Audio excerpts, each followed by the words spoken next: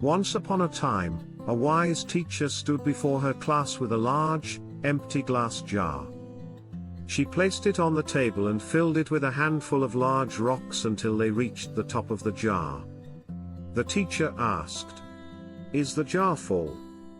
The students answered, "Yes." To which the teacher replied, "Are you sure?"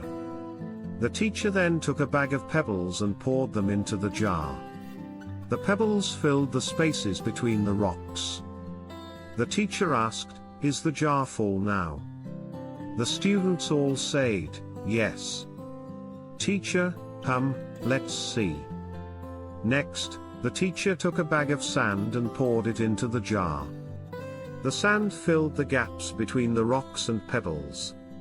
Again, the teacher asked, "Is the jar full now?" The students loudly replied, "Yes." To which the teacher replied, "Let's test that." Finally, the teacher poured a cup of water into the jar, and it was absorbed by the sand. The teacher asked yet again, "Now, is the jar full?" All the students replied again with, "Yes." The teacher asked, "What if I had reversed the order?" The students realized that if the water, sand, pebbles, and rocks were placed in the jar in reverse order, the large rocks wouldn't fit.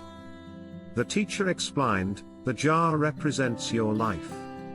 The big rocks symbolize the most important things, your family, health, dreams, and passions. If you fill your jar with small things first, like pebbles and sand, the day-to-day chores and minor tasks, you won't have room for the big rocks." The teacher's message was clear: prioritize the important things in life, and the rest will find their place. Make time for the meaningful moments that truly matter.